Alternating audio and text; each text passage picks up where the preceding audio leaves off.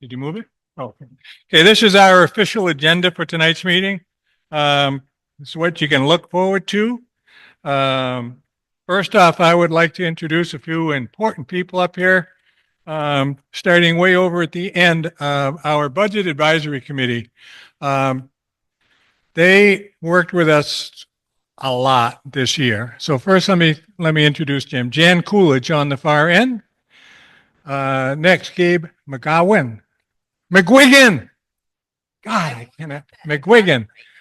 There were bets whether I was going to be able to do that right. After that, Karen Rhodes, Barry Varian, and Trish Welch. Um, they applied for their positions way back in September, and I don't think they had in mind that or knew exactly how much I was going to ask of them. Just so you all know, they worked every other Monday since the middle of September to now. I told Seth earlier today I'm coming into tonight's meeting feeling more confident than any other year that I've ever done this presentation, and that's because of the work that the Select Board and the Budget Advisory Committee put in. We did a lot of hours of work, and we looked at everything, and I am very confident about the end product. And I want to thank them so much for the time they took away from their families and friends for all of those nights. Every session lasted a minimum of 2 hours, and we probably had meetings right up until about 2 weeks ago. So they did an amazing job working for the people of town as volunteers. So I really appreciate them.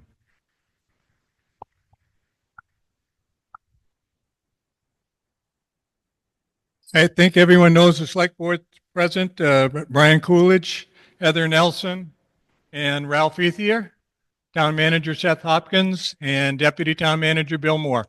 And my name is Doug Bailey. I think you probably know that.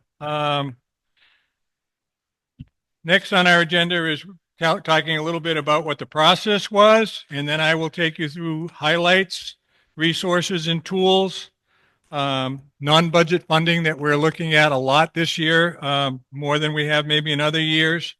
And then just doing a highlight of grants and ongoing projects, so you'll know that we still have a lot of projects on tap in town. And then opening the floor for questions from all of you. So that is where we are. Next slide.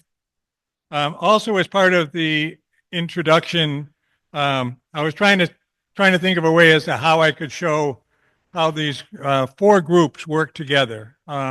Each group was representing a different area, and without the town management team that is both Seth Hopkins and Bill Moore, depending on Sue Gage, her help many times, Jeremy Disorder, our highway crew, Chief Kachajian, all work together with it, along with, as I say, the budget committee that we just talked about. Every meeting was open to the public, and we did have more public members attend this year than ever before. They didn't come to all meetings, but they would come in at different meetings and give us input. And what we were trying to do was trying to find that everyone has different ideas as to how the budget is made and what it is, but we were trying to get to that area on the map that's in the middle, the common ground, what we all felt was there. My request at the beginning of the process was that not everyone gets everything that they want within the budget. There are some things that everyone likes, and there are some things that a few like and whatever, but it's finding common goal, and that the process had to be fair to each and every person in the room. And I believe that it was. Everyone was able to speak up, and they did all the time through. And it really came together and worked quite well. The process. I am going to let Heather Nelson talk about the process. Sure thing. So I thought it was worth going over the process that we went through this fall because it was lengthy. And I think that this was something that before I was on the select board, I don't think I fully understood how many months in advance everything is prepared. So, as Doug mentioned, we selected a budget advisory committee back in September.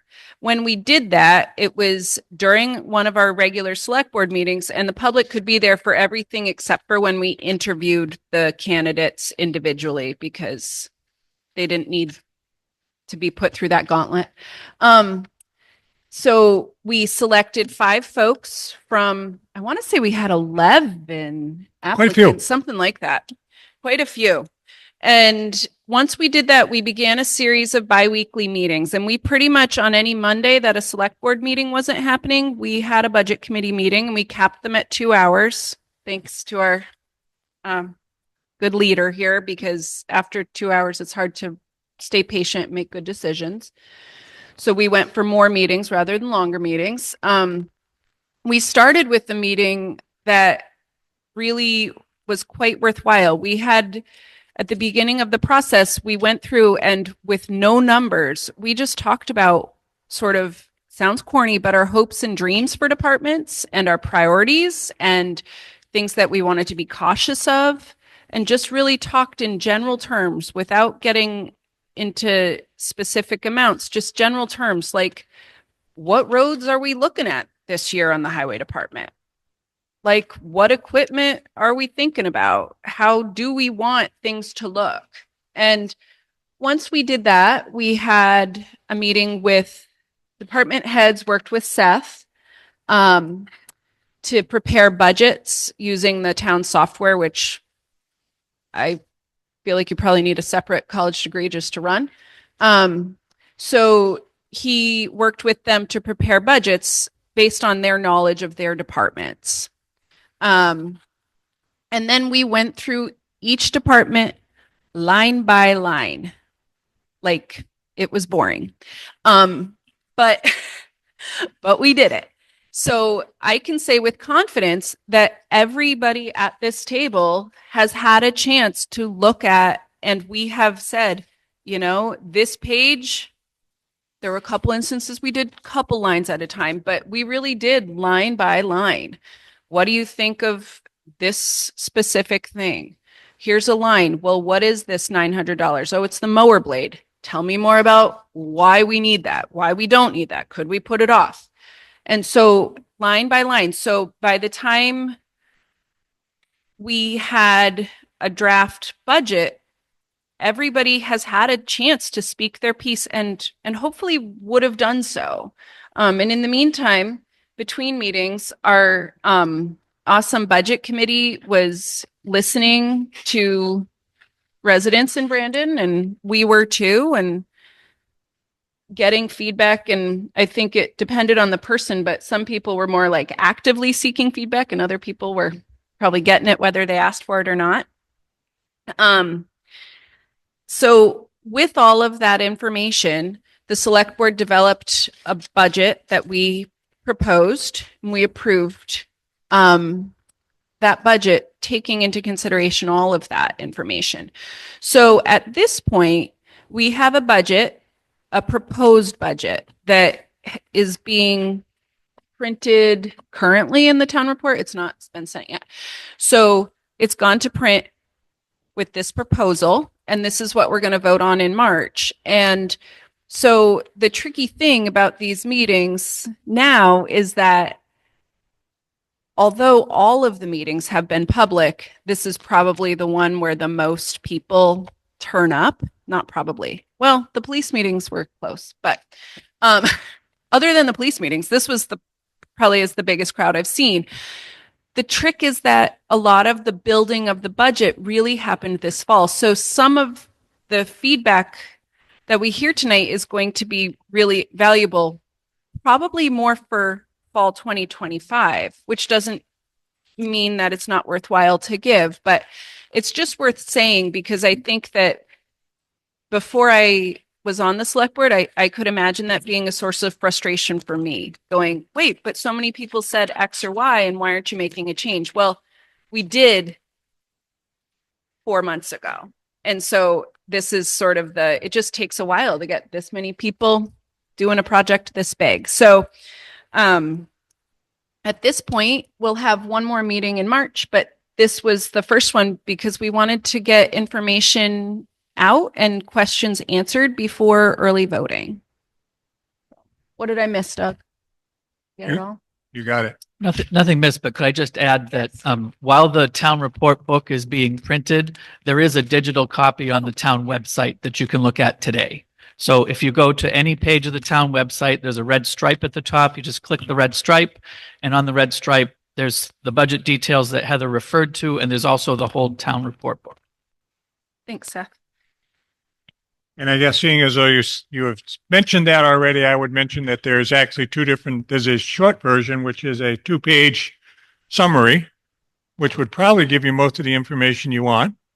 But then there is also the, how many? 23-page variety that you can burn your eyeballs out on your computer reading that if you so desire. But you will receive it in your mailbox in approximately 2 to 3 weeks. In the annual report. So you will get it soon. Thank you. Next, highlights. Budget highlights. Go to the next one right away. Uh-oh, glitch. Is it up there? Oh, not up. Okay, it didn't come up in yours. Okay, 1.4%. 1.4%. What does 1.4% mean to? 1.4% is the percentage of the increase of the town ask different from last year in the budget and the appropriation together. The budget is up approximately 2.15%.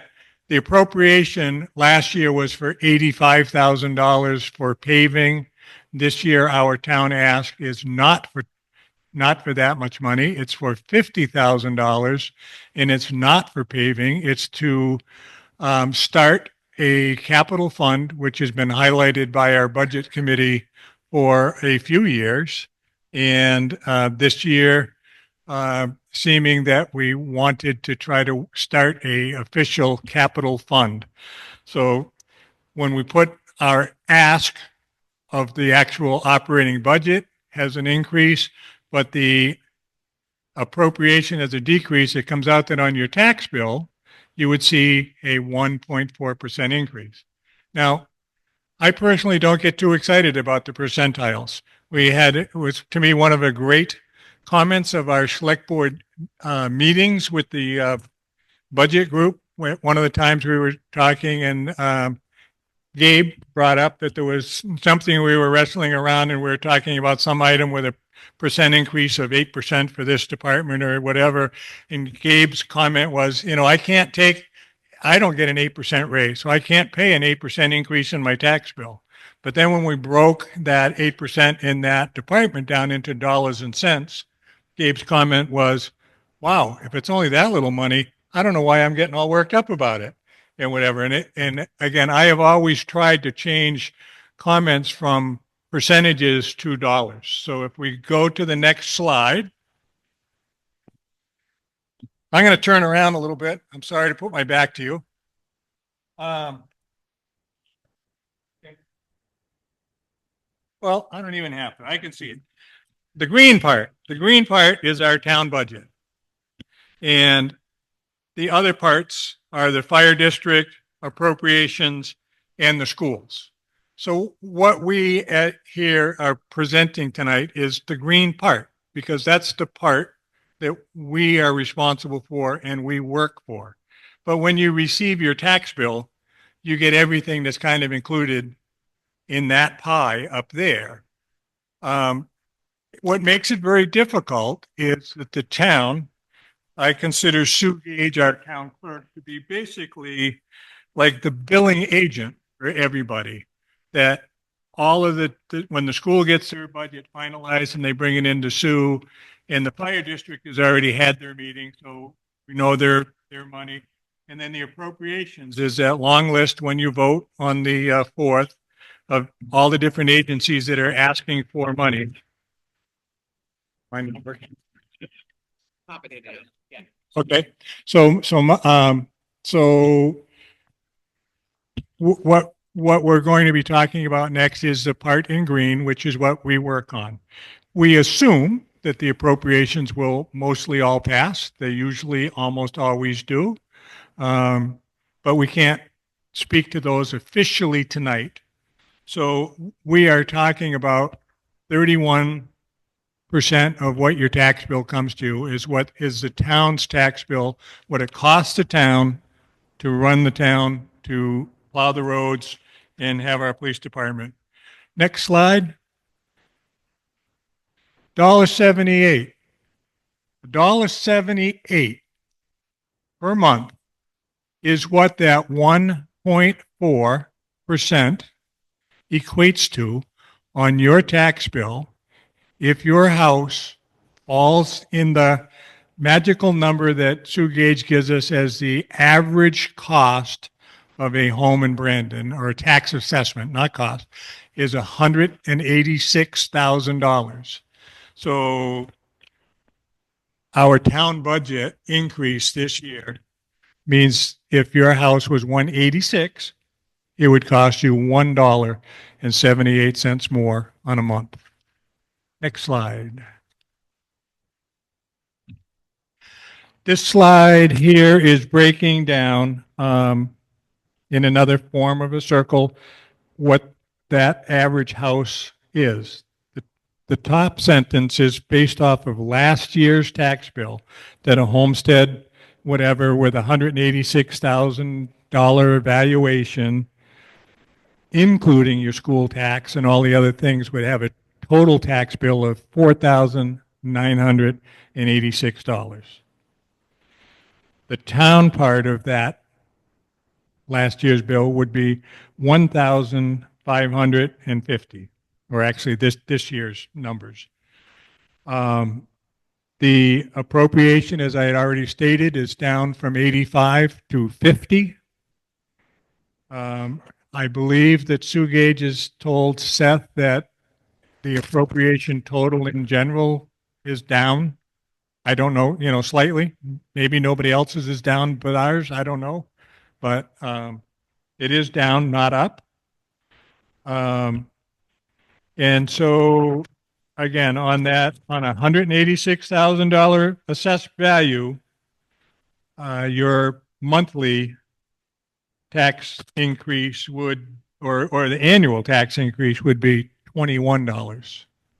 So I think these numbers are important because last year I watched how much angst went around the town and the arguing of people over our tax bill.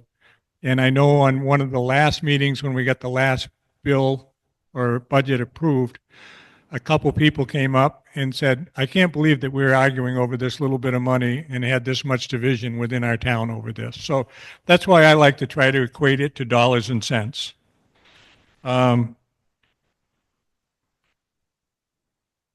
Moving on. Next slide says highest ever. What could I be saying is highest ever? What I'm saying is highest ever this year is the amount of money that we have dedicated within our budget to the police department is the highest amount of money that we had ever designated to our police department. Last year, our police budget was $856,400. This year in the proposed budget, it's $937,000, an increase of $80,000. I know that that we have lost police officers right now. We're trying to replace police officers right now. This is not really a referendum on the state of our police department, but I wanted that fact to be clear to everyone that the select board and the budget committee did not make cuts into the police department's money. Next slide.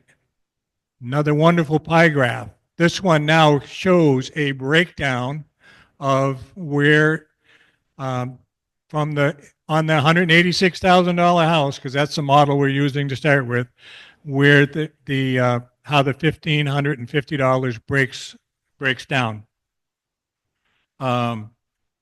This graph also has changed quite a bit based on from what it was a year ago, due to a couple of reasons. Some changes within our funding that we are proposing going forward, and that I have netted out these departments. When I say that, I am taking what the department's budget number was for what they are asking for, and then subtracting out the revenue that that particular department brings in. So this is realistically the amount of money that we are asking the taxpayer to subsidize for that department. And it does change. I will use the highway department as the example. In years past, the piece of the pie, highway, looked just as expensive to our taxpayers as the police department looked. But the reality is that we get state highway funding coming in. Also, this year and the current year we're in, we're paying off our grader, and we don't have to buy another piece of equipment.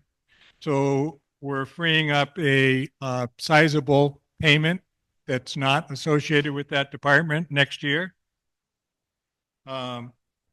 So a year ago, in last year's budget, the current budget that we're operating under right now, $755,000 was the highway figure. Looking at it for next year, in this proposed budget, it's $676,000. So it's significantly reduced.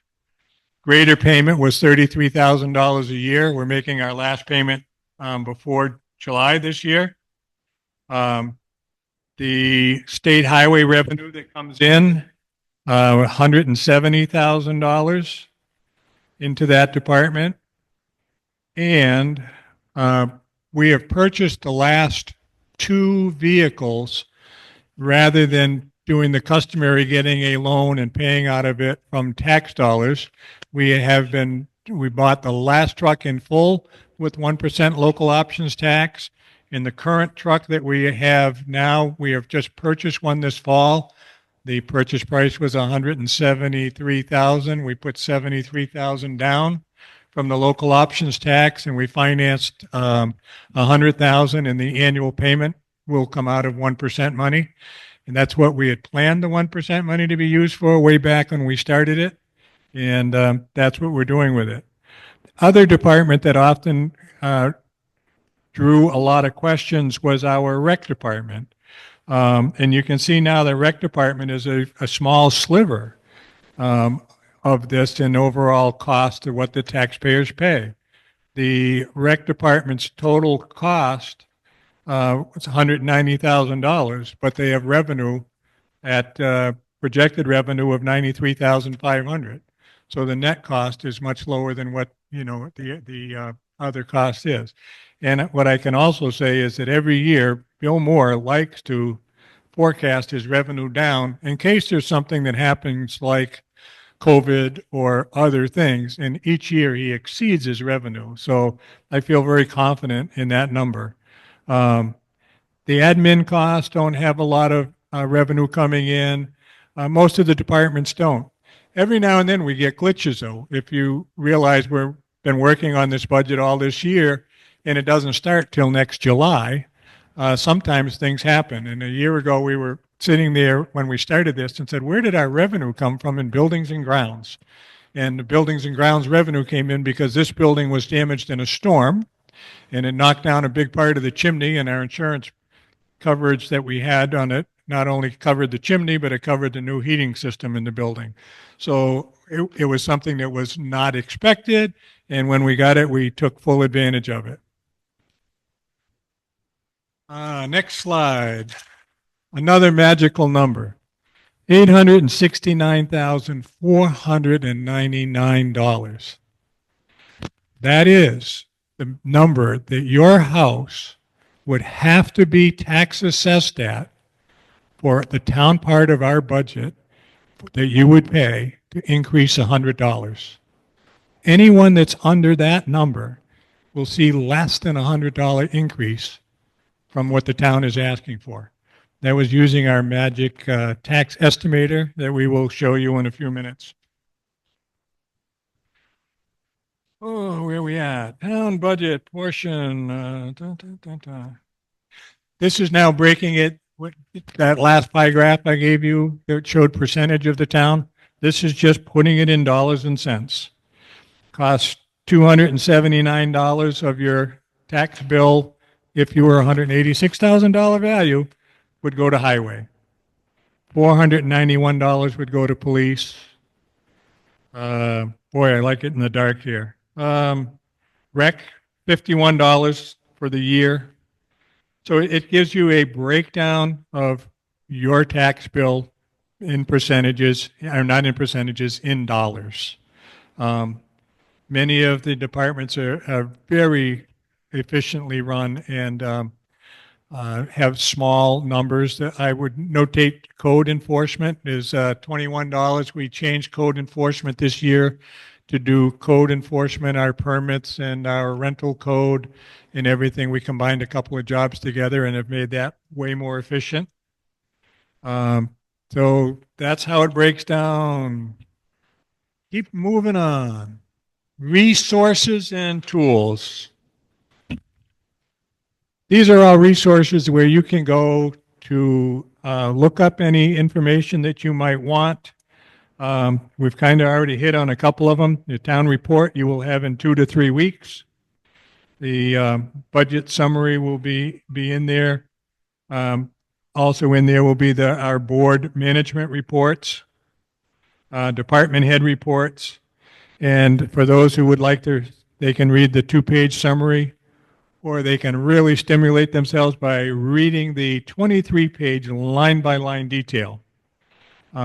Also, the most important tool, I think, which will give you all exact information on your own home, is the tax estimator. It is on the website, and we're going to run a couple examples right here tonight so you can see how easy it is.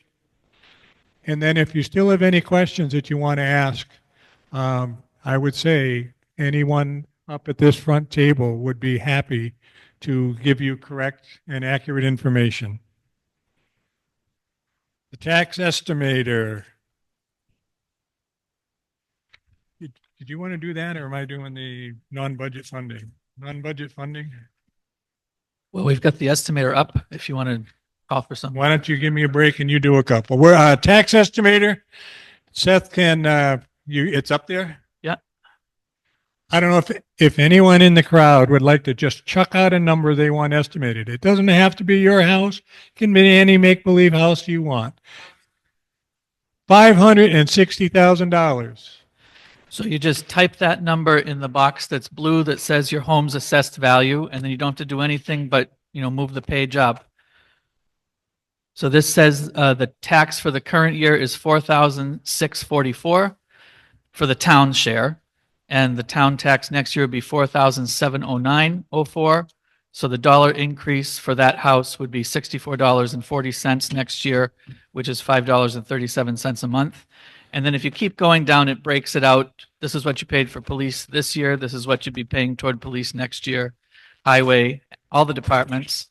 And then at the very bottom of it, it does explain, we're only talking about that 31% of the total that represents the town's operating budget plus the article that the select board has requested. And then the other parts of your bill are the school, which will be voted on March 5th on the school ballot, the fire district, which is 3.5%, which was voted on January 13th. And then the appropriations are 2.5%, which will also be voted on the March 5th ballot after the election of officers and the town budget. Somebody else, chuck us out a number. How much? 325? At 325,000, it reflects this year's taxes, 2695 for the town. Next year, 2732, which is an increase of $37.38 for the year next year. This estimator is so simple. You can have it right on your phone nowadays with all of our smartphones, and it can be found at the top of our webpage or the Brandon Town Clerk's page. and it's just so simple to use. One more. Let's do one more. Give me a little more break. Will say the first time I used it, you guys Seth sent it to me in an email and I tested it out and I like thought it wasn't working because I kept trying to fill in all the boxes. And then finally I was like, oh, I had to put one number. Oh, and then I didn't email that it wasn't working. I emailed that it was fine. Somebody else want to throw me a number? What was that? 285.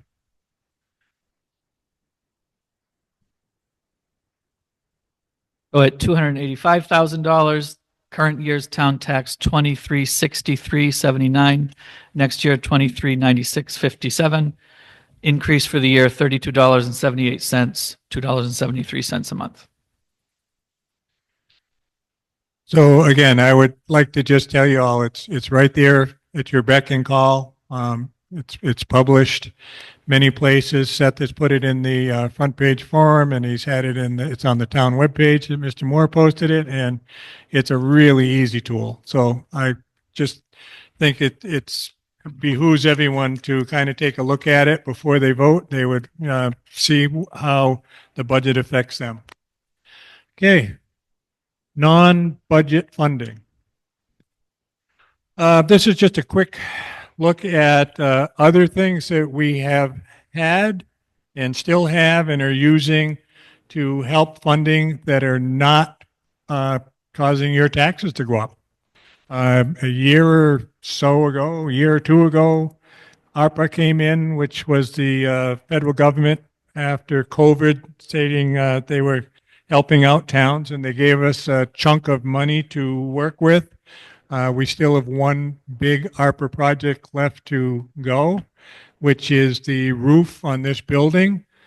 We took bids all last year, and unfortunately, this building season got away from the contractor, but this building will have a new slate roof this spring, paid for by ARPA and not our tax dollars. And it will protect our investment in this building. There's always the department revenues. Sometimes the police get some ticket income, but not much. The highway gets the state highway funds. Bill Moore's department gets money in from the programs that he runs. And I think that's program revenue in general. Fund balances, well, I'm going to skip. I'm going to come back to that one. The local options tax, way back before we did segment 6, the town of Brandon voted to start taxing ourselves 1% on things that are bought and sold in Brandon. And it's a ready cash flow that comes in. When we set it up, it was set up to be used only for capital expenses. It cannot be used for payroll or people or things like that. We saved it for a lot of years to pay for segment 6, so we wouldn't have to bond that again at the end because of the cost of that project. We also paid for a lot of other projects, and we're now at the point where we feel very confident using that money for paving and vehicles and capital expenses. What I see going forward this current year is continuing to pay for that truck I just mentioned. Union Street project that is doing sidewalks, and probably will be buying at least one new police cruiser, and we'll be buying it out of that fund instead of taxing the public for it. Grants, as you know, there are different kinds of grants we get for things in town. Some grants have a match, some don't. We try to balance that off to what we only want to, what we want or what we need. Make sure that we're not just doing something because there's a grant available, that if it takes a big match, then it could cost us more money. And the fund balance, you want to go to that next slide, I believe? No, you're gonna have to come back one for me, if you will. The fund balance is our reserve. No, right there. The fund balance is the amount of money that we have in reserve for emergencies in the town or for projects. Our fund policy says that we should not be below 15%, which you can see right at this minute. We are right at 15% and not above 30%. We will be above 15% when we have all of our tax revenue come in. During the last couple of years, we have not had any tax sales. There's some people that are way past due in their tax bills. And as those are caught up, we will be in right where we should be. Now you can go back, Seth, to the pie graph. One after that. This one is things that were where our ARPA funds were used. I'm having trouble. I can't read that in the dark. So if you want to announce that one. So the only thing, as Doug mentioned, that's still open as a project is the town hall roof, $340,000. But the rest of the ARPA stuff was also infrastructure. Newton Road sewer pump, sidewalks this year. We did sidewalks on Carver Street and Pearl Street, and they're coming back in the spring to do a short section on West Seminary Street connecting Neshabe House down to this building. And then we distributed some to merge Fire District 1 and Fire District 2. We distributed another $100,000 to the library for its building campaign.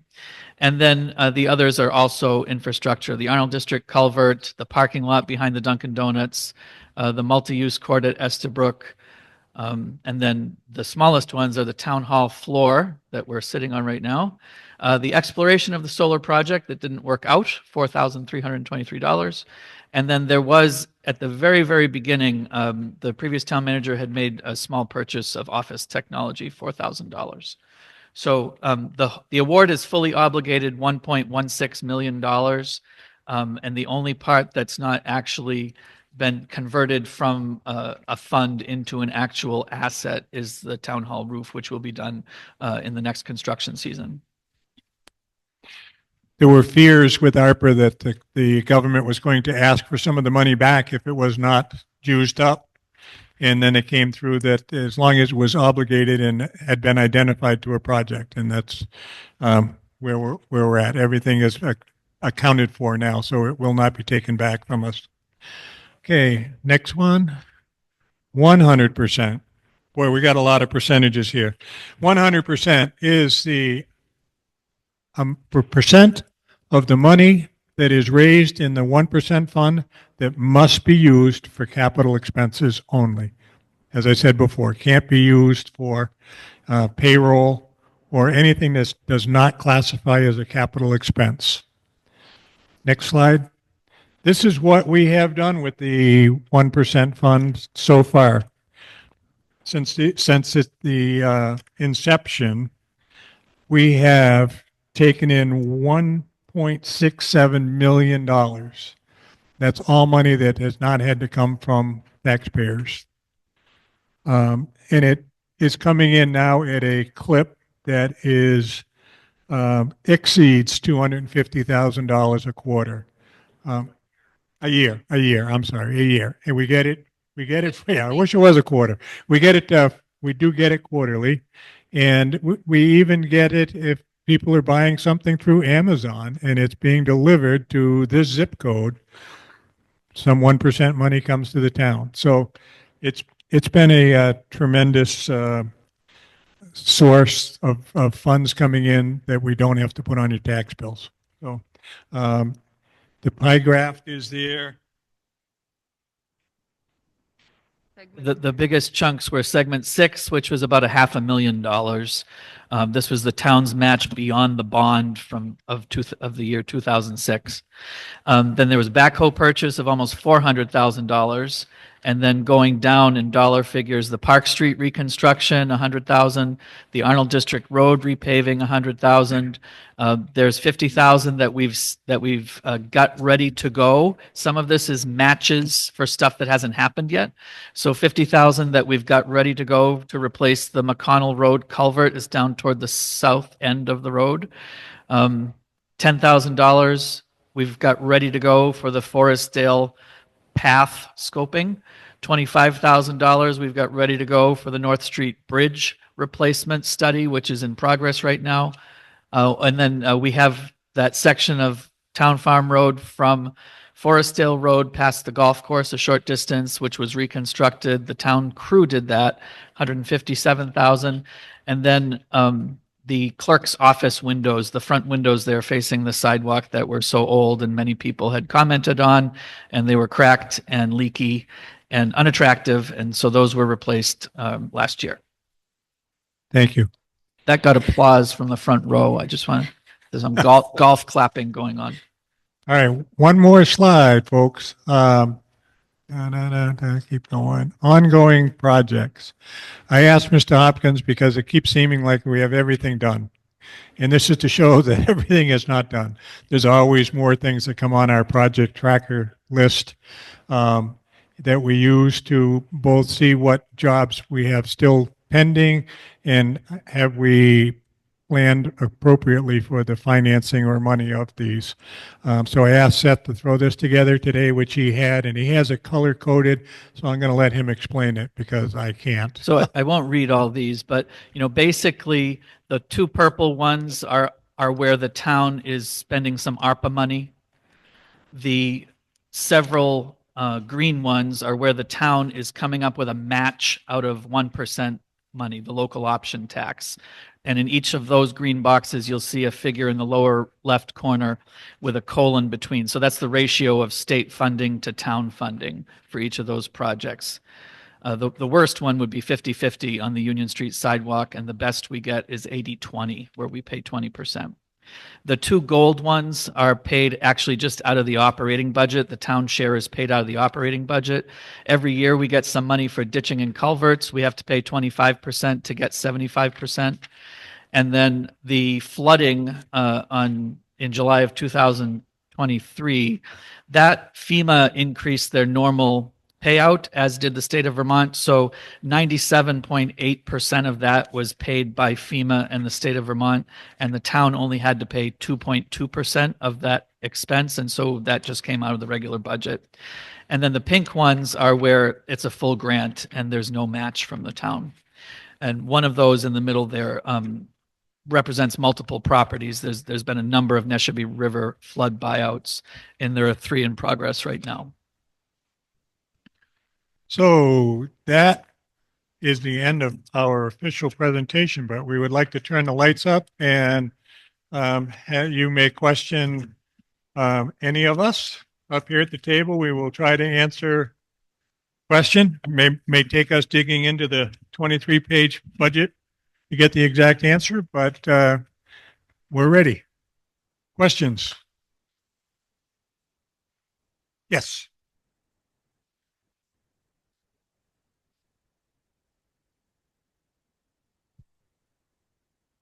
And it really shows how well prepared this is this year. So kudos to you all. Thank you very much. Everyone down the line worked very hard. Other questions, comments? Devin?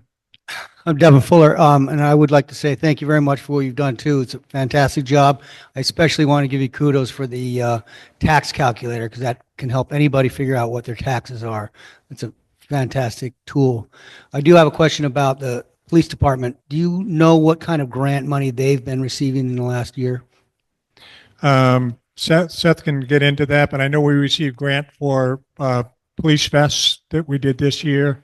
Go ahead. That's the major one that is still in effect, was a VLCT grant for some police protective vests.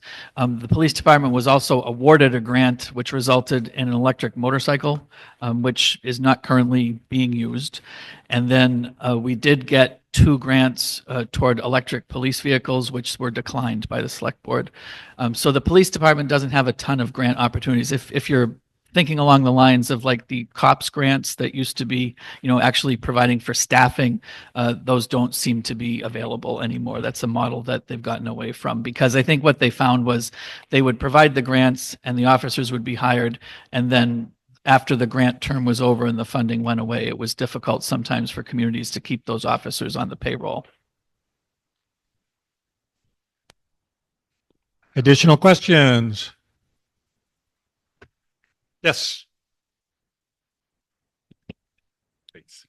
Yeah, it's Brent Bueller. I have another question about the police department. I know that oftentimes in the past, money was budgeted for officers, but we couldn't fill the positions, yet the money was spent in other departments and areas. So with the increase in the police department and the search for officers, can we be sure that won't occur again? That the money is for officers and not to be spent elsewhere if we can't get them?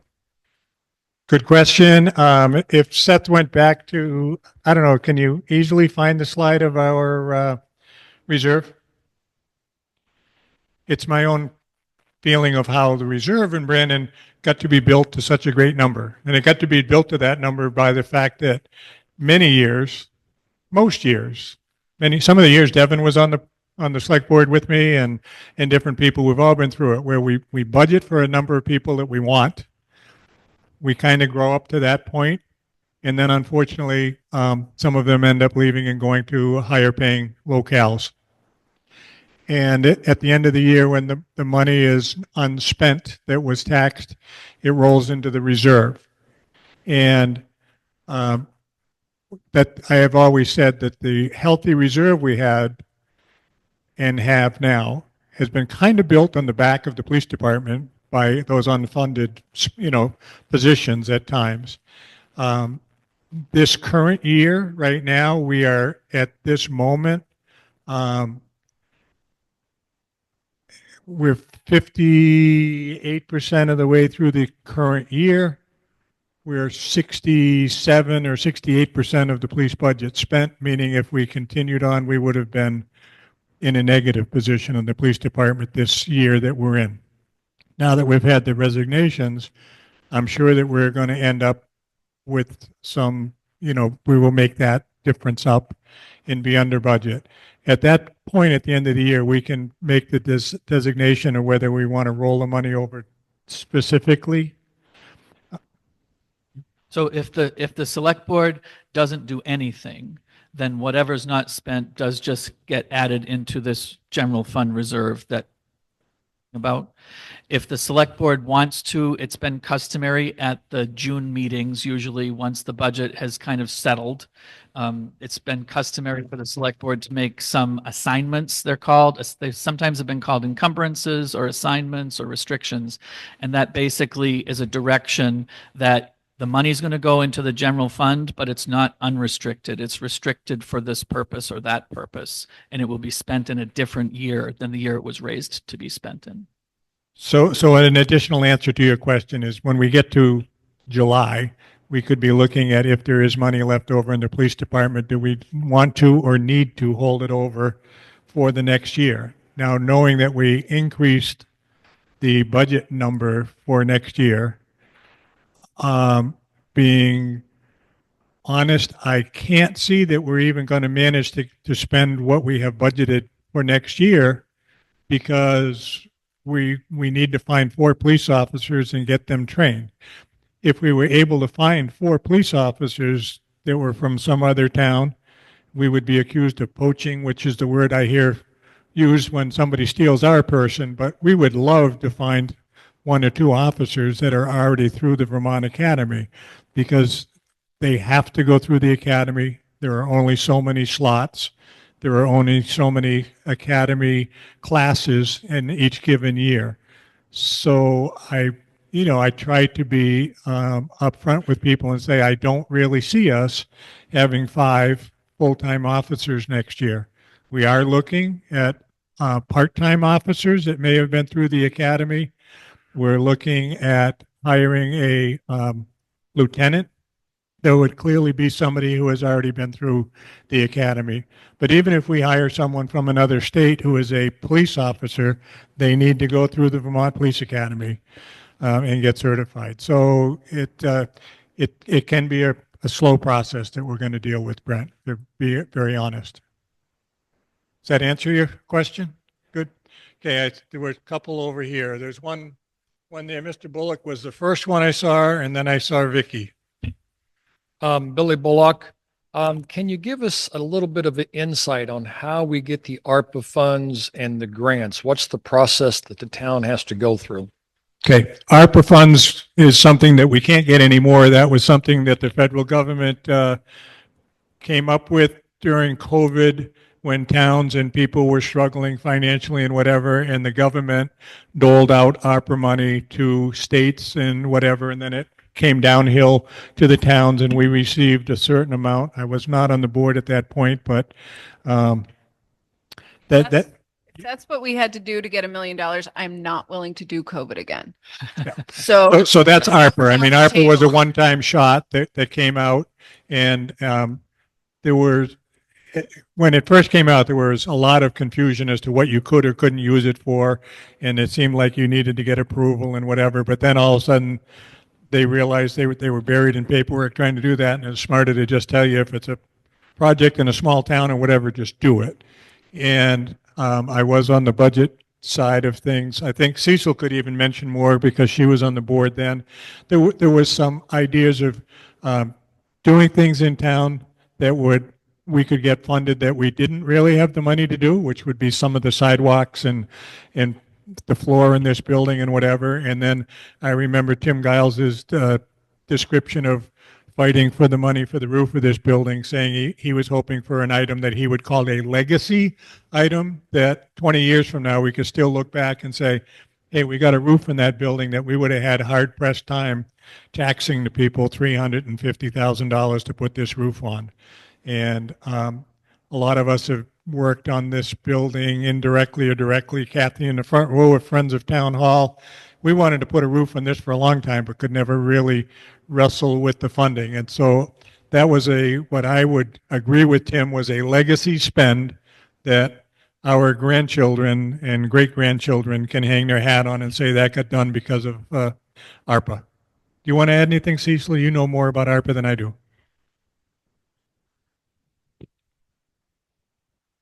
Yeah, I would just say it was for some of the decisions had already been made before I got on the board, but it was a very interesting experience trying to decide what to do with the money, because what we really hoped to do was leverage it.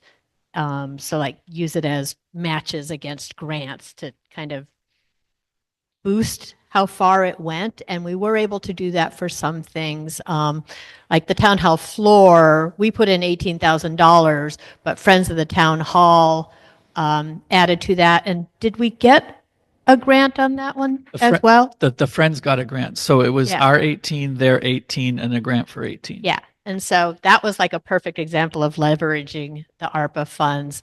And then I will confess, when I came on the select board, I was all about sidewalks. And if there was one thing I was going to do, I was going to get sidewalks in.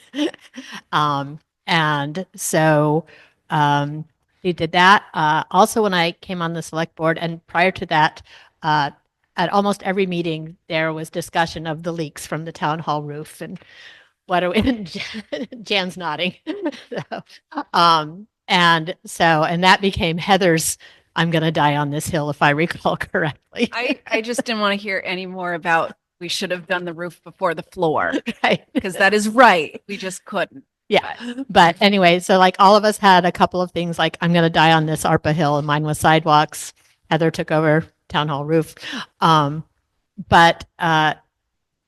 it was also a great opportunity to see the town coming and saying, these are the kinds of things we'd like to see, and seeing the select board be receptive to that.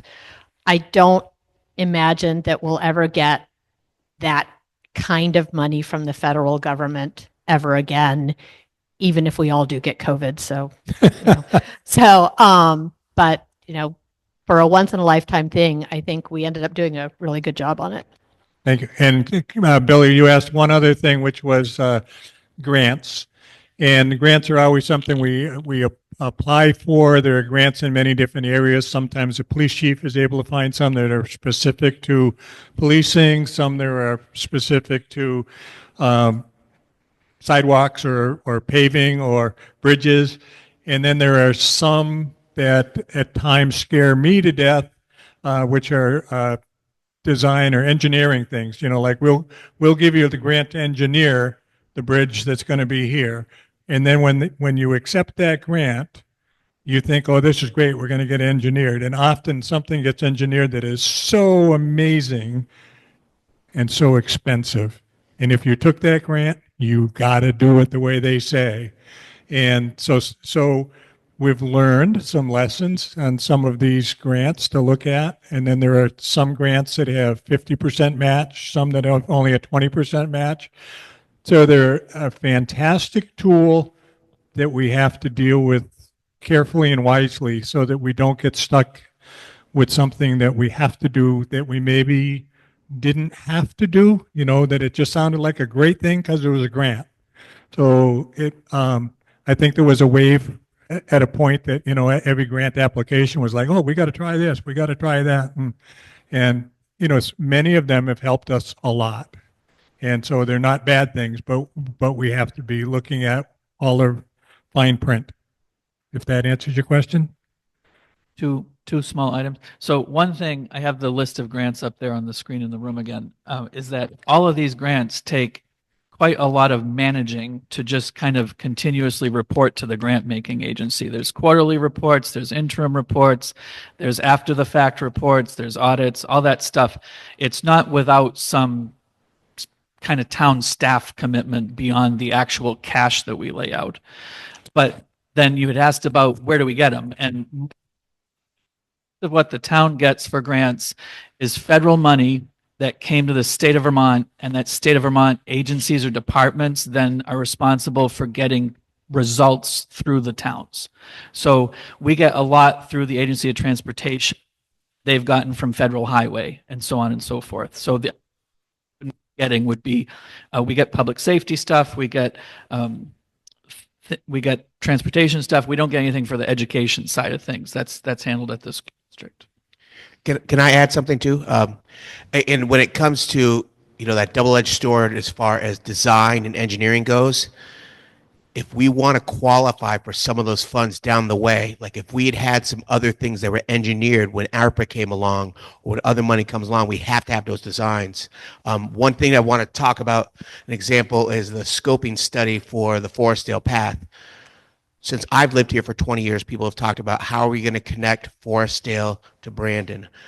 I was a part as a volunteer, as a parent, trying to figure that out. And if we get this scoping study, we at least have a design. So if there's a pot of money that comes along, there's something that gives us design. So like you can take that, put it on the shelf for when money comes down the pipe from Federal Highway and they make it we want to have all these connector paths. So, I mean, there is something to be said for making sure that we have an engineered design for these plans of things that we're wishing for. Okay. Vicki had her hand up next, so.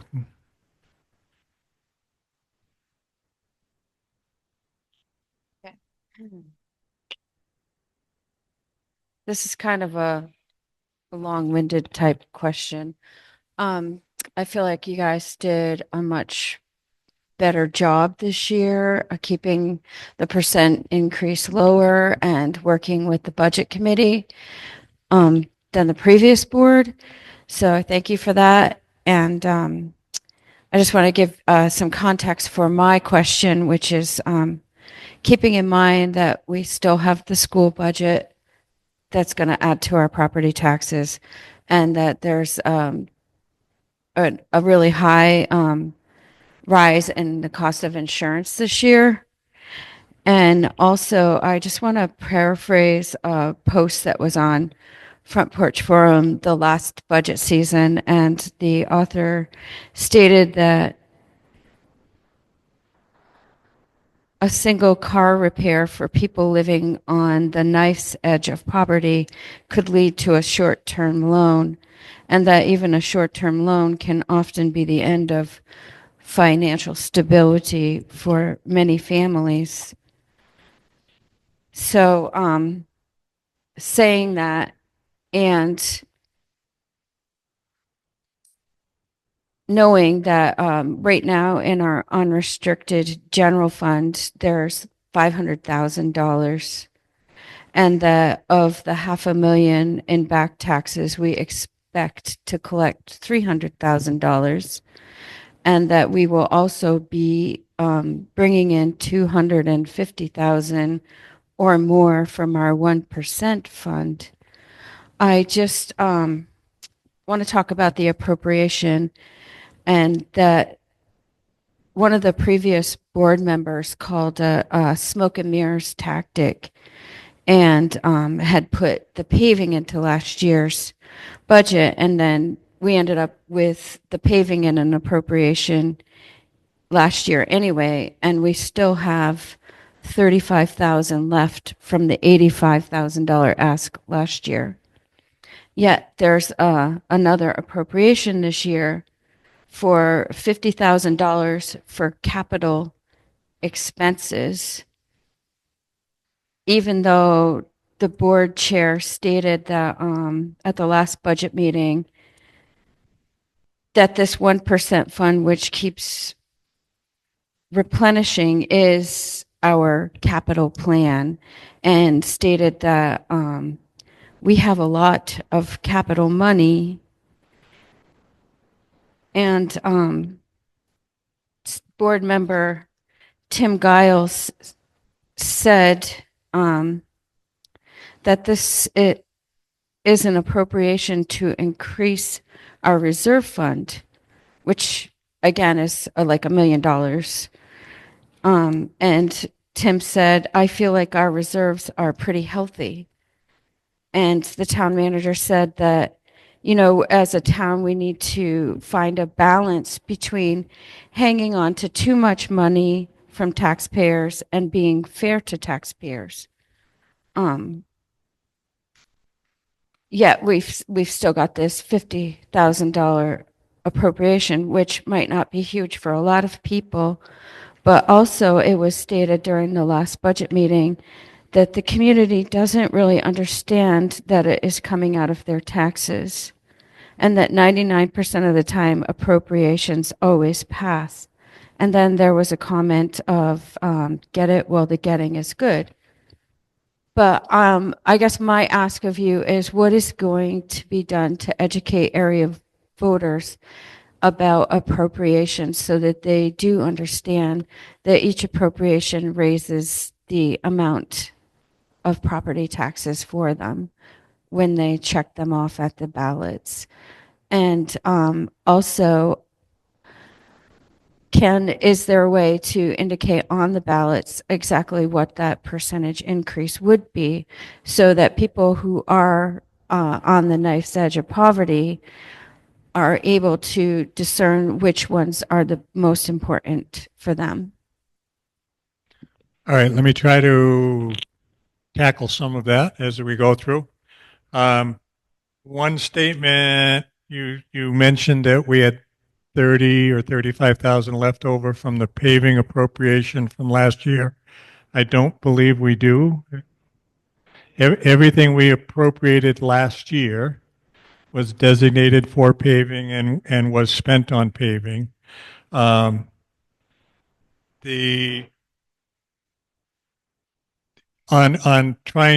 agree or understand what you're saying, that it has often been felt that people don't know where the appropriation money comes from, and we have on every appropriation have the wording that will the voters vote the sum of whatever, X amount for the 4th of July celebration committee that Mr. Moore does. Passing of this will come from your taxes, or what's the official word? The phrase they end with is to be raised by property taxes. So maybe we need some signage up there at the sign-in table if there still feels to be. Not authorized. Totally illegal. Outside? Outside, not authorized. Outside's not authorized either. No politicking at the polling place. That's a Brandon Board of Civil Authority determination. How many feet away? I don't know the number. The town clerk knows the number. Okay. So we'll maybe look into that for you, Vicki. Many people have different opinions on their local options tax and the capital fund. looking down the board, I don't know if Jan down the end, she's smiling at me. Jan has long been a proponent for us to have a capital plan. She has pushed the board for it for many years. And we thought this was a year from all the input from the budget committee that it would be intended to try to build a capital plan. As I mentioned earlier, we're doing this procedure a year and a half before things happen in town. And there's always things that maybe income comes in that we didn't expect, but there's also things that go out that we don't expect, or increases in fuel prices. And that's what we need our reserve for, also to cover everything. The local options tax, I have felt, me personally, I want to have Jan say it. I've always answered Jan's question saying, by having our local options tax, we have a built-in capital funding plan because we get a chunk of money in that can only be used for capital. But it would be nice to have additional. There were some items that we cut out of this year's budget that were requested. And we are also have sold some old equipment that the town had when we bought a new truck. We sold the old truck. We sold 2 old police cruisers, or their sales are pending now. And we plan on putting that money into the capital plan fund also to start building the fund. And then if things come up that are requested by any of our department heads that seem appropriate by the select board, that's what that fund would be used for. You want to try something, Jen?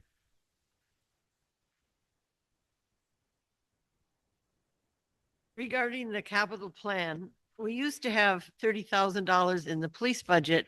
So like every 2.5 years, you would have money when you needed a police car, you would already have the money available. So I was always with the thought that I'd rather just in my own budget, if I know I have a big purchase coming, you start setting money aside. So when it comes, you don't go, now where are we going to pay for this? Where's the money coming from? And then you took it out. And I'm just like, you have to plan. I'm a planner. I would really like to see the 50,000 for capital in the budget, not as appropriations. But then again, I'd also like to see a 3 to 5 year plan built in the budget. Sue Gage recommended it. She said she does it for her department, but she hasn't convinced you guys to do that yet. And I'd like you to make a commitment for next year to do that. So this year, the appropriation article was seen to be a way to test whether the voters would support such a thing without putting the whole budget at risk. That was a very important project. I'd love to chime in on this. So as we talked about this, there really were differing opinions on whether we could sort of think of the local options tax as a capital fund. Opinions were mixed on that. I'm seeing nods that they were mixed. That was my interpretation. But when it came to developing a capital fund, that means asking people to raise their property taxes so that we can save their money for a rainy day, instead of them saving their money for a rainy day, which is a tricky thing. And I think that's a really good argument too, is like, we want to ask for as little as possible. And so the appropriation is a prime example of not everybody got everything they wanted, or maybe they got something they wanted, not in the way they wanted it. So correct me if I'm wrong, Jan, but I think Jan was hoping, she wants a capital fund. She also did not want appropriations, correct?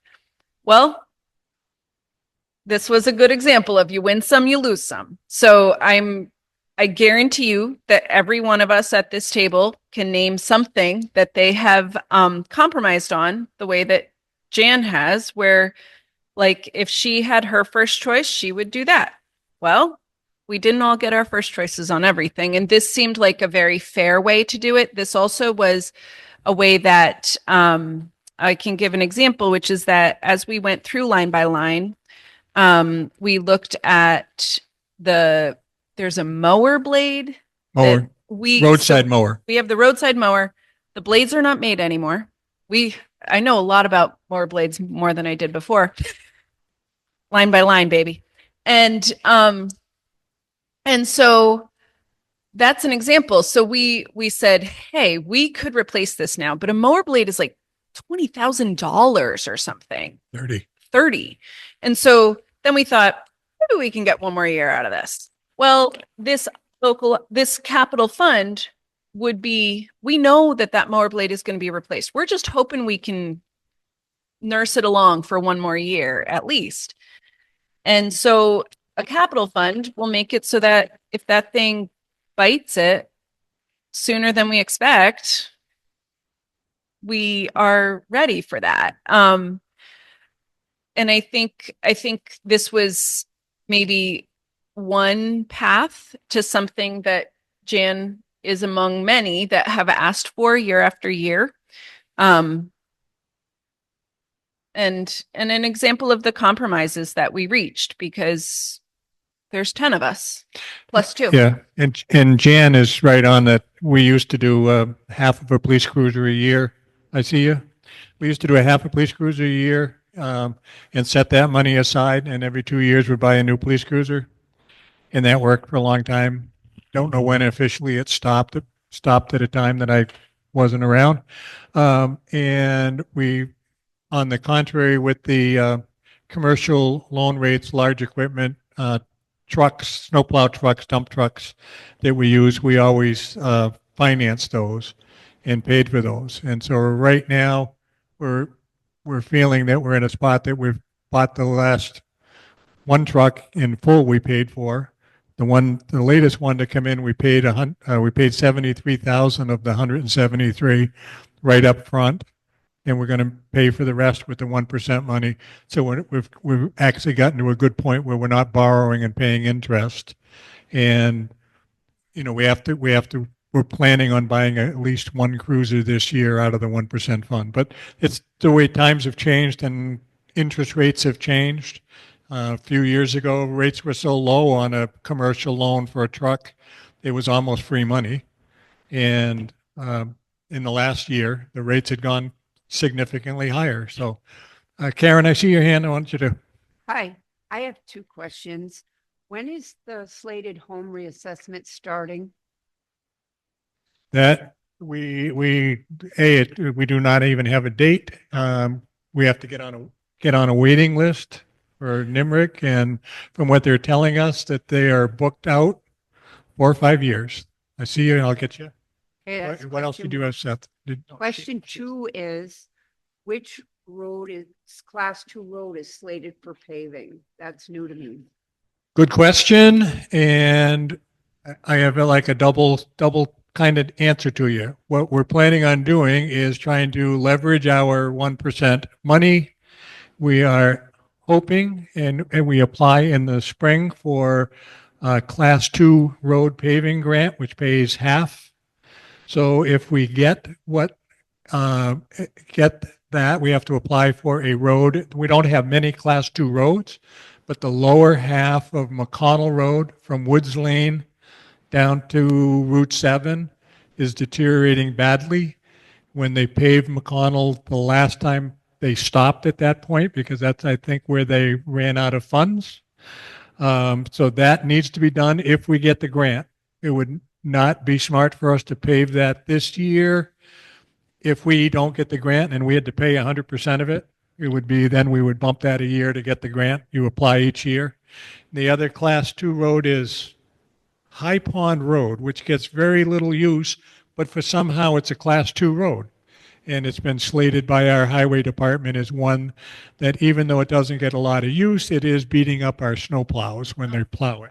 That one, I want to clarify there. I am one of the few users that uses High Pond Road a couple times a week. There are parts where it is paved. There are parts where it is dirt. It goes back and forth kind of a lot. And it's the paved part. It's only the paved part that we are repaving. We are not turning dirt into pavement. Yep. Or vice versa. It's because that needed some clarification, because when you drive that way, you're like, I thought it was a dirt road. Wait, So It's not- those are the roads that we would do if we get class two money. If we do not get class two money, and Jeremy's next list would be for us to look at Town Farm Road, Arnold District Road in different places. And those we would not get grants. Arnold District we did. You mean Wheeler Road, Town Wheeler. Farm Road and Wheeler. Wheeler Road, okay. Wheeler Road, Town Farm Road. So if we get no match, we would take the 100,000 that we were planning or thereabouts out of 1% money, do a section of that road. And then I saw a gentleman over here first, and then Cecil right there, Bill right over there, I think. And then, No, make a suggestion. With McConnell Road, you need to keep the overweight trucks off these roads. That's what's tearing these edges up. I've seen it time after time after time. Tractor trailers running up and down that road. That road is posted for 24,000. Nothing's done about these trucks. Why can't nothing be done? I would say that would be an enforcement issue by our police department and Department of Motor Vehicles that we may have to tell there are trucks using it. It also depends too, if there are trucks that are going to make deliveries to people on those roads, then they have the right to be there. But No, I know for a fact Woodcraft runs up and down that road, loaded. okay, then I would say we would probably be able to notify DMV does the weight restriction stuff. So I appreciate the comment. Second thing, with all these appropriations, show people what the numbers are going to be if they vote, if all these appropriations pass, how much more is the taxes going to jump? Let people really see the numbers. Because you guys put 1.4, but if all the appropriations pass, this is what your taxes are going to be with the increase. We did that. Hang on. So going to be less than this year because there's not as many appropriations being requested on this ballot as were requested and approved by the voters on the last ballot. So the town's appropriation is going down from on that average assessed house. This appropriation article dollars, and that $45 doesn't stay on your taxes. That $45 was for 1 year, so it goes away.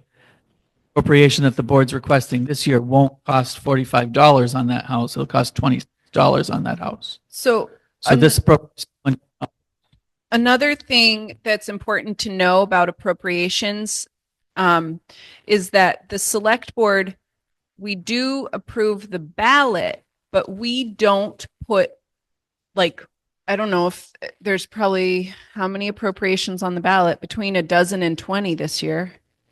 And only one of those was generated by us.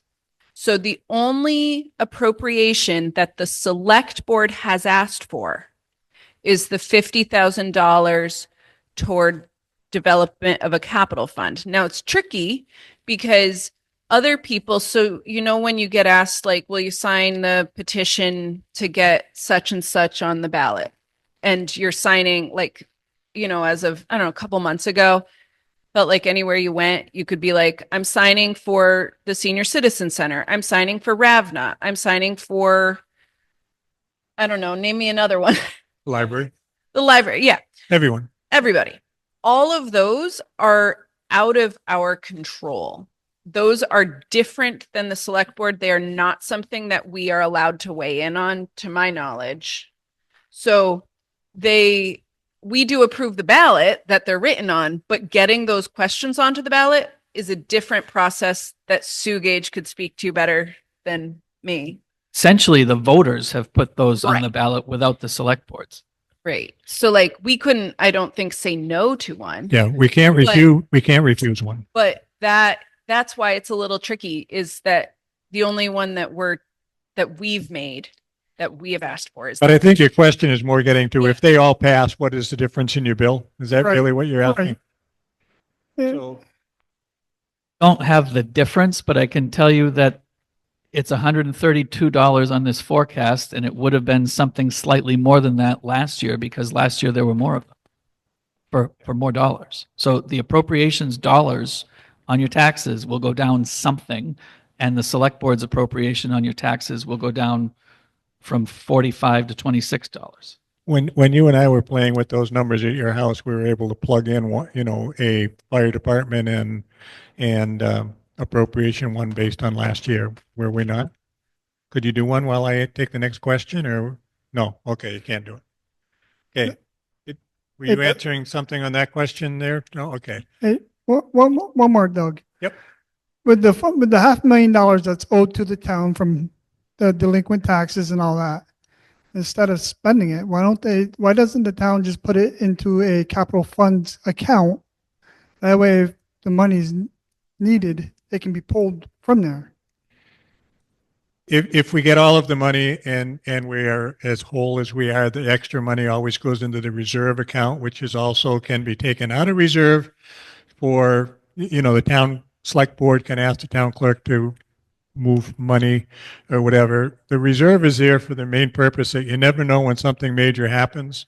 I can remember a not too many years ago when the first time Newton Road flooded, I believe we spent $300,000 or $400,000 in a day getting that road back passable so that we could get cars down it. And then we did get money back from FEMA and the state, but it takes a long time.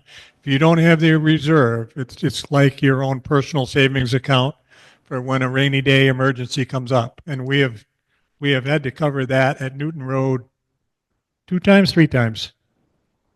2 times so far. So reserve is money that you never know. And, as I say, the reserve policy is to have at least 15% of the annual budget in reserve, and between 15 to 30% is where the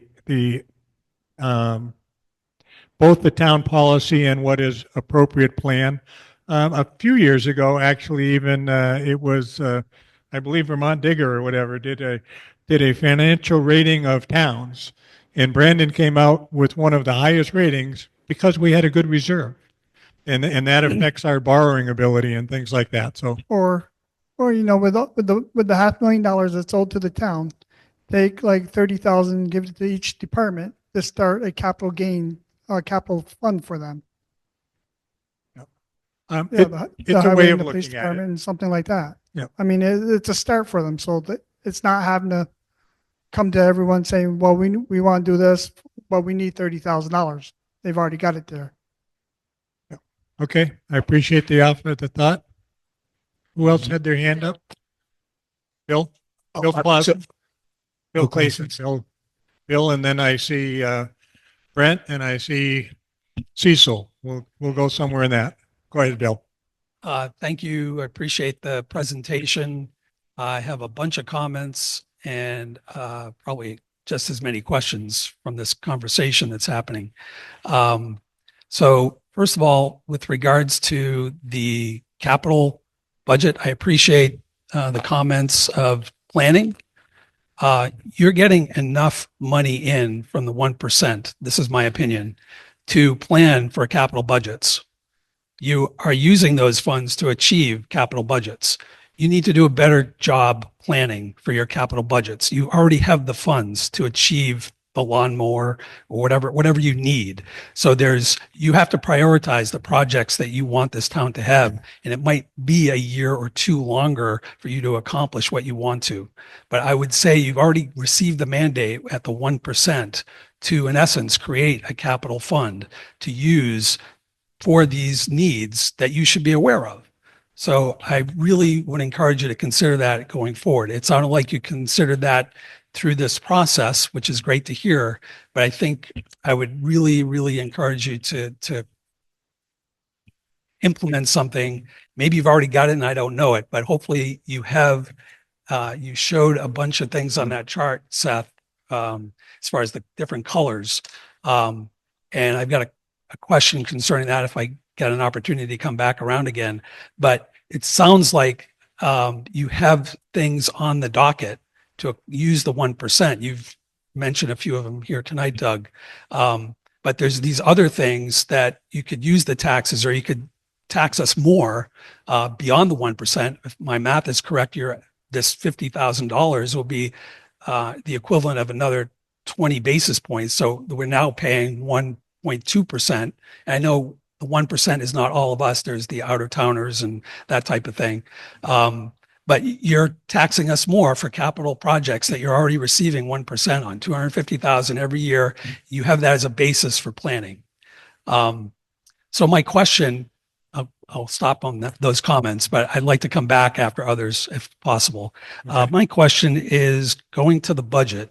On the bottom line, it looks like the budget is increasing expense-wise by $75,000. And is that correct? And that translates in a 2.25% increase on our taxes. I'm getting a little confused on that other chart that you had with the pie. So there's a difference between the amount of spending that's increasing, which is 2.25%, and the amount of taxes required to support that spending. Okay. Because it's not a one-to-one relationship between taxes collected and budget money spent. Okay. But is the $75,000 expense line, or excuse me, the difference between the budget for 25 and 26, it looks like $75,000. That sounds about right. Okay. So the town, the concept of insurance was raised, the cost of health insurance and so forth. The town's not immune from any of these pressures that everybody else in the economy is facing. And the town has made many efforts to do the best that it can for cost efficiency. We've changed insurance companies again, and we've looked at, different contributions for different parts of the insurance and so forth. So I sent the select board a memo in October, or I shared it with them. We tried all kinds of different ways to get the health insurance circle squared. And we went up to the point of not offering health insurance to the staff anymore. We explored that. We found that even with the subsidies that we believe will be in place for 2025, but who knows about 2026, and this budget is half in 2026, not 2025. We believe that even with those subsidies, it will cost the employees more, because if you stop paying them health insurance, they can't buy on the exchange if their spouse happens to have health insurance offered to them by their job. So it became very complicated. And it turned out to not be a savings for the town. So thank you for that explanation. Can you go to that chart that had the appropriation? It was like a circular item that broke out. Nope. Nope. It was similar to that one. That's the one. So that middle section article is down from 85,000 to 50,000. So the total town ask is up 1.4. Up above, it says the town spending is up 2.25. The budget. The top part is talking about the budget. That's the 2.25 you referred to from the bottom line. So the article is down 1.4. No, the budget is up 2.25. Yep. On like $3 million. Right. The article is down. So if it's a $3 million budget, $30,000 or $32,000 is a percent. So the appropriation. I get that. What's the middle? The middle is focused totally on the article. Right. The article is the year that we're in right now, the voters said yes to $85,000 once. It goes away. And now the select board's asked for $50,000. So it's dropped a point. Okay, but it says the total town ask which is the budget plus the article that they ask for. Last year they asked for the budget plus $85,000. This year they're asking for the budget plus $50,000. So how can you go from 2.25 down to 1.4? Because you saved $35,000 on the article, which is a point. Thank you. Cecil and whatever order you want to do. While you're giving that to Cecil, I would also say, I appreciate what you said about the 1% money and the capital plan and whatever. And we certainly are thinking about that, but there are sometimes some numbers are so big.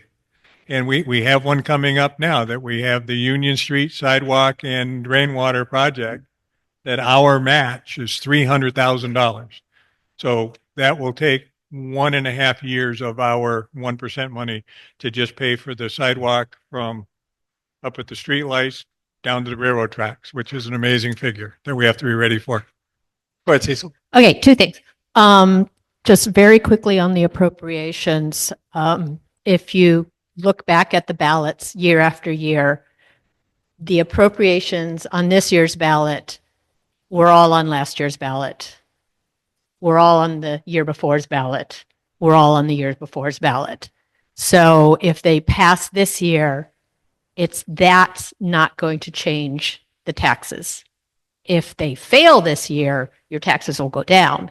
So in theory, if you wanted your taxes to go down, you could vote against all those appropriations. But if they were voted for, that's just status quo. The second thing is, no one has mentioned it tonight, and it's really important, is the homestead declaration on your taxes. Because the state has a fund that they use to assist low-income individuals who are homeowners to pay their taxes. And depending on how much you make, that could go to both the education and municipal taxes, or just the education taxes, depending on how much you make. And there's a lot of folks out there who just don't file taxes because they don't make enough that they would have to pay. But if you want that credit, which can be huge,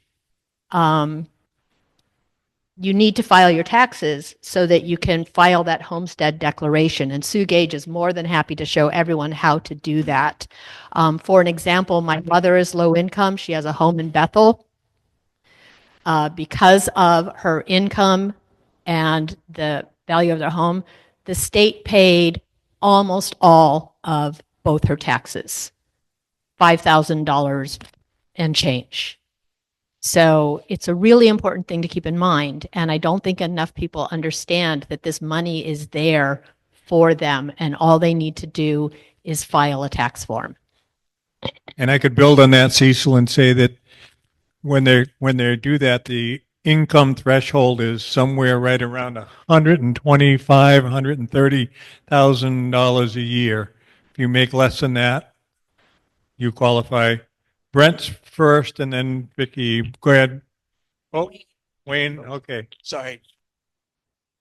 Go, Brent. Brent had his hand, and you're there. And then we'll come here. There seemed to be well, before I ask my question, it seemed to me like you all used the reserve fund a few years ago to lower our taxes, $100,000 from it. So you didn't mention that during that, but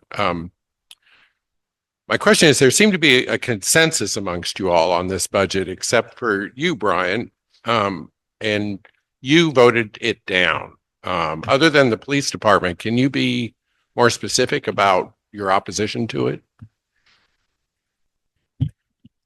Was basically just the police department. We've been over budget the last 2 years with this chief, and that number really doesn't mean much. And I can't trust him with a budget when he's 30,000 over 1 year, 43,000 over the next.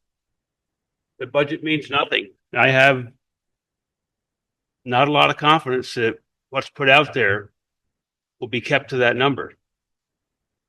So I don't think 24-hour coverage for a small town like this is necessary. I believe a $750,000 budget would give us very adequate policing. It would be a good value. You're always going to have crime. And I think that's fair. It would be fair to most all the taxpayers in town.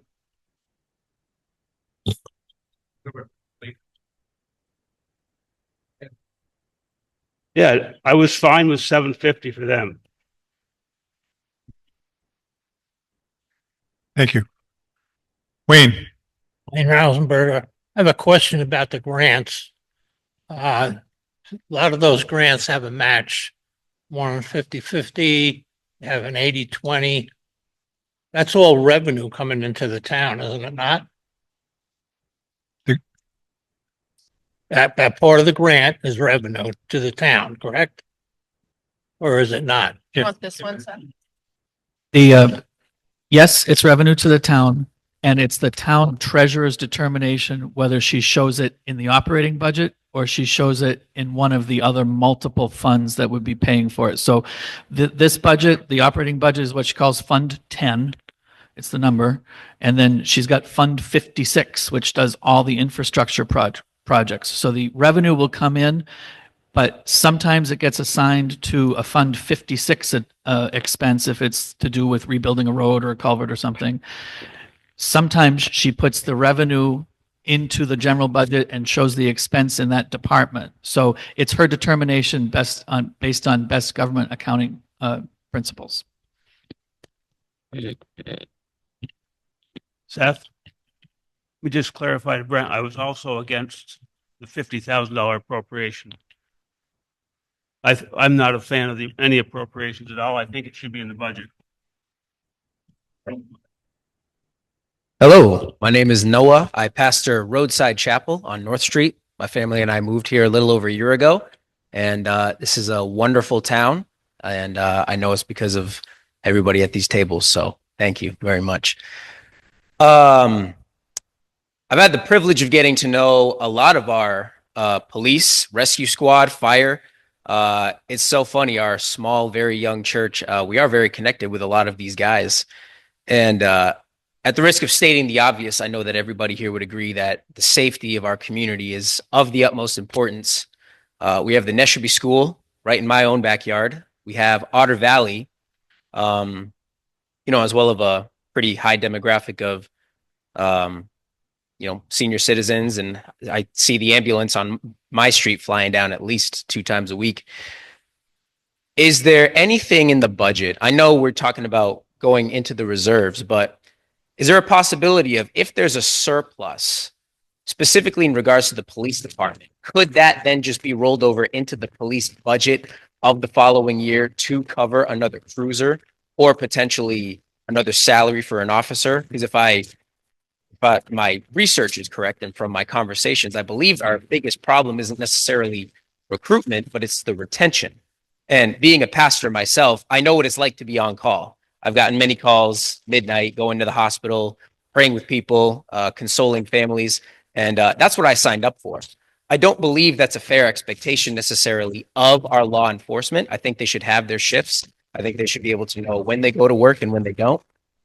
And so I guess the main question is, I know this is probably the biggest portion of the budget. It is based on what we've seen, but if we can provide a way to ensure full coverage without the need for overtime, that might potentially solve the coming over problem you mentioned, Mr. Coolidge. That's kind of my main concern here, only because of the amount of children who go to the Neshobe School, Otter Valley, and with 24/7 coverage, I know it's not ideal, and it is a small town, and maybe crime is not as high as it used to be here. But coming from the town I come from in Massachusetts, there's a lot of gang violence where I grew up outside of Boston. The majority of crimes happen at night. Break-ins, violence, domestic disputes, you name it. I think 24/7 coverage is really something we probably should not back off on.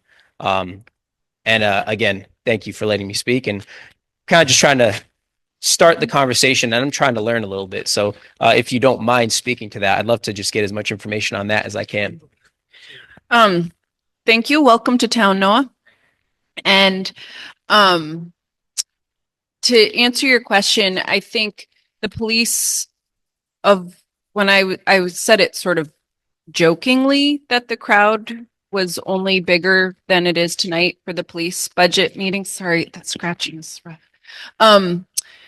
But it's true. I mean, you guys were here. It was a decent sized crowd, 2 nights. And really as a select board, this was an area where it was a tough call because the select board was split on it. There were folks, including myself, who I would love 24/7 coverage. And then there were folks, as Brian has just said, that he would like less than what we put on the budget. I think that what we tried to strike, and I think Ralph worded it well. He loves to talk loud at meetings. I always tease him. But he and I spoke about it, and we tried to include to make sure that the police budget was handling what we need right now, not breaking the bank in terms of we only have 3,800-ish people to 4129. 4129 now. Okay. So that many people to split the bill. So we tried the 24/7 coverage. It costs way more than we thought. And so this was the number where we felt we could strike a balance between the folks who wanted less, the folks who wanted more, and what we predicted and understood as many constituents as possible to want. I think that this was probably the toughest balance that we had to strike in this. I'm sure everybody here has a number that is slightly different than the number that we have for the police budget, and that's because not because this is a bad number, but because there's 10 of us and there's 10 strong opinions. So in answer to your question, this was a way to sort of hold the budget at least where we were, increase it a little, because what we found through the awful experience we had last year was that if you make a big jump all at once, it's too much. It's too much.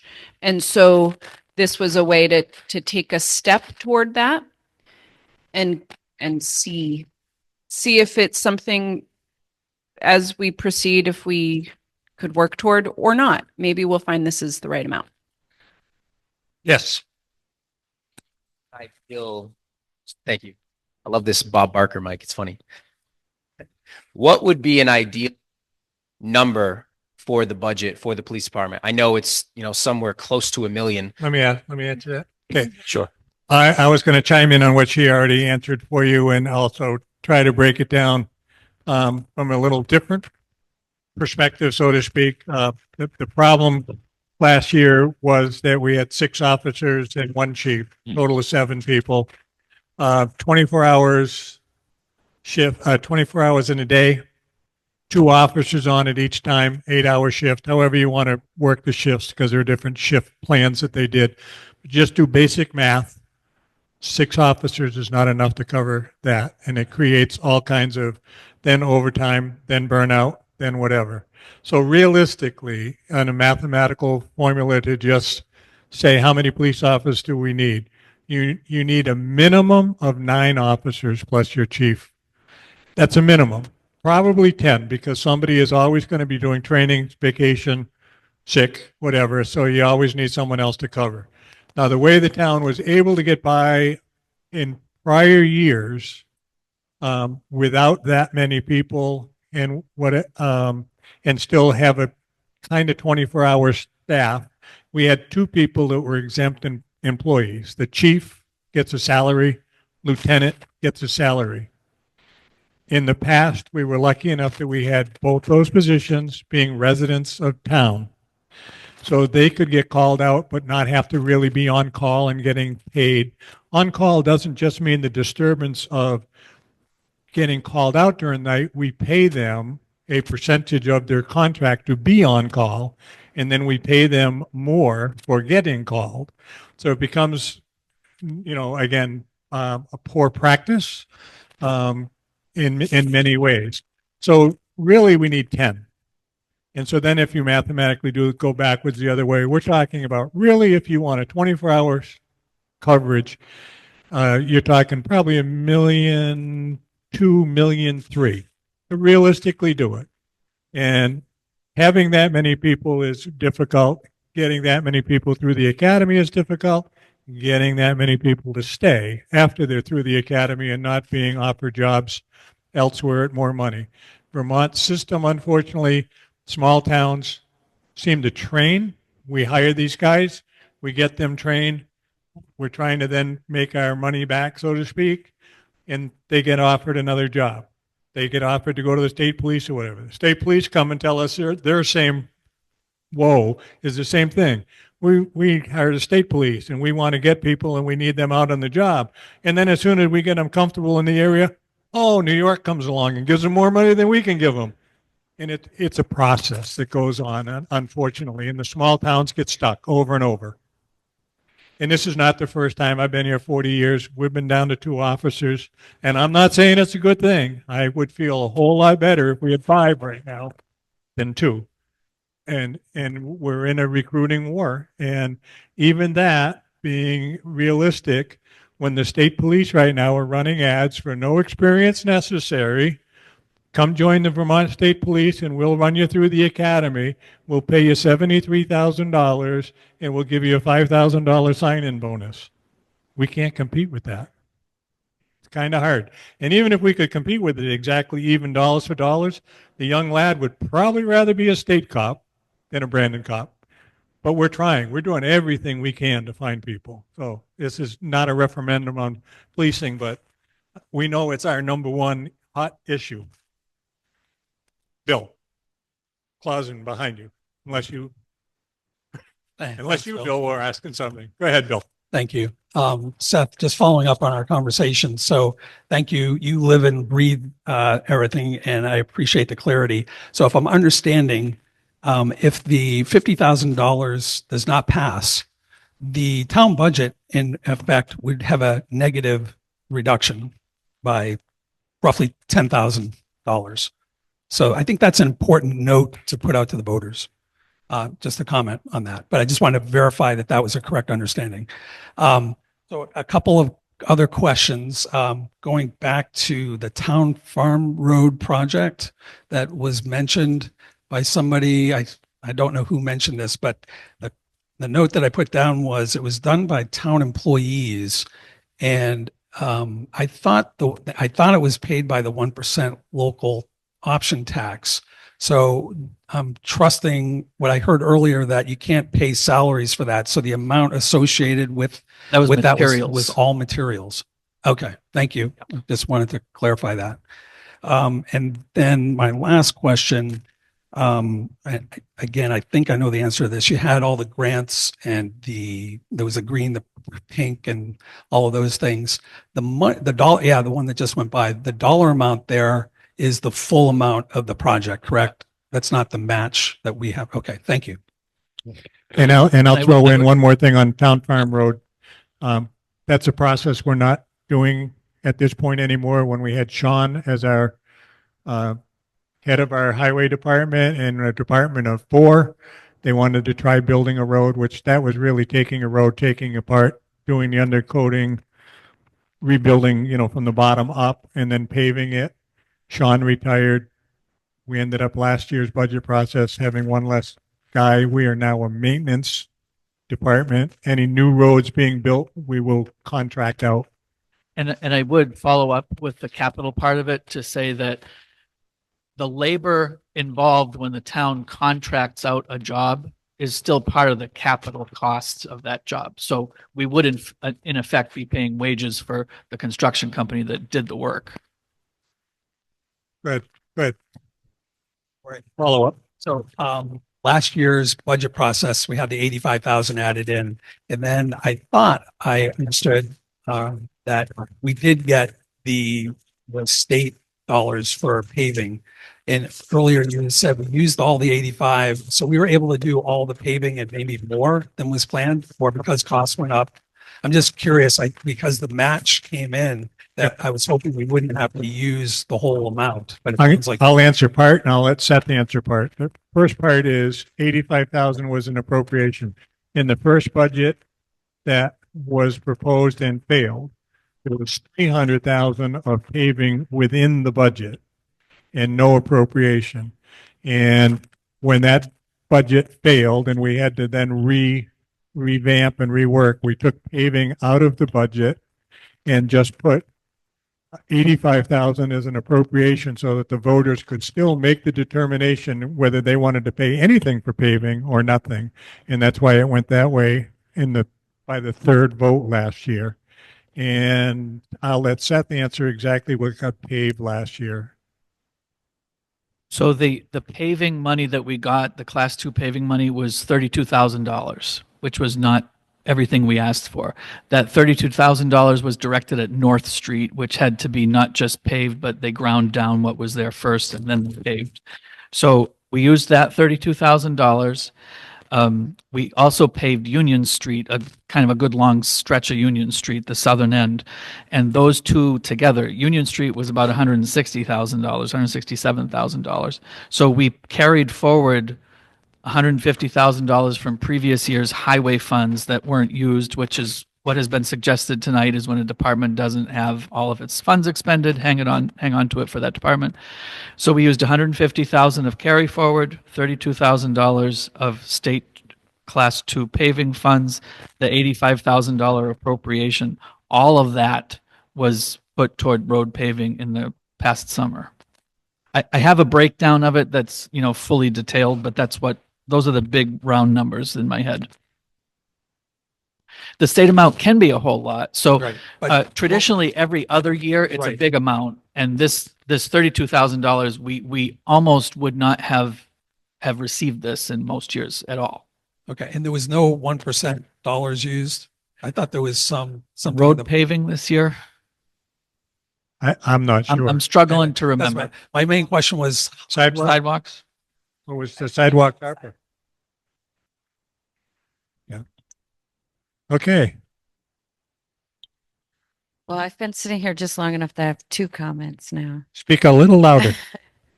I said I've been sitting here just long enough that now first of all, I really just want to express how upset I am that we lost these officers. As a person who has requested assistance from the former police department, under the other chief, and then the crew that we had, and this chief, they were head and shoulders above. I can't say enough good about them, and I'm really distraught that we did lose them.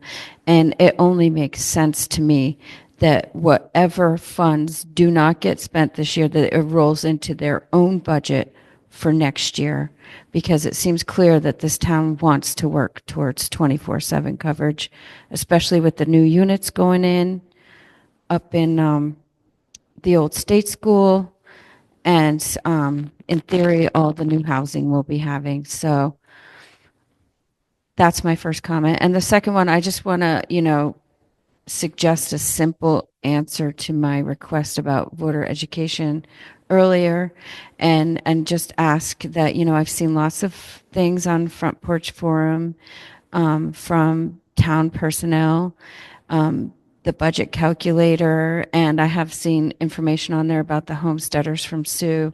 So I'm just feel like it would be pretty simple to put something together about appropriations and, how they get onto the ballot, how they affect your property taxes. And I would love to see it close with what Cecil said, that in theory, if people want to decrease their taxes, they could just vote no on all of them, so that people really can make informed choices this March. Thank you.